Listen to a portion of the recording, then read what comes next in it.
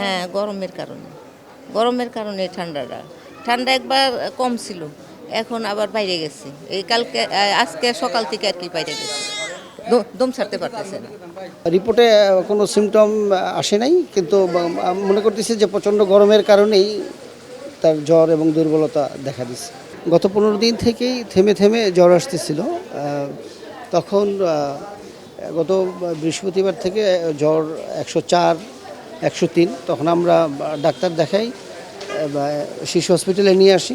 শিশু হসপিটালে কিছু রিপোর্ট দিছে, রিপোর্ট করাইছি, কিন্তু এখনও জ্বর অপরিবর্তিত।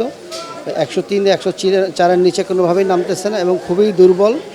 কালকে আসছি অনেক জার্নি করে ঢাকার, আমাদের বাড়ি হলো কোটালীপাড়া, ওইখান থেকে আসছি, তো এই জন্য অনেক গরম ঠান্ডা লাগিয়ে এরকম রাতে জ্বর হয়েছে অনেক। কালকে ঢাকায় এসে ডক্টর দেখাইছি, তারপরে রাতে অনেক জ্বর হয়েছে, তো আজকে আমি ওর স্কিনের ডক্টর দেখাবার জন্যই আসা। তারপরে সেই জ্বর হয়েছে পরে আমি যে বাসায় ছিলাম ওখান থেকে আবার দোকানগুলো খুলছে না, জোরে না পাই এনে খাওয়াবো।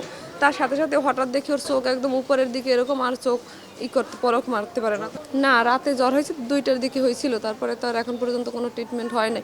আর অসুস্থ হয়ে গেছে পরে এই হসপিটালে নিয়ে আসছি। হ্যাঁ, পাতলা পায়খানায় 10-12 দিন ধরে। কালকে এসে প্রথমে পাতলা পায়খানার ডক্টর দেখাইছি, আমরা কালকে ঢাকায় আসছি।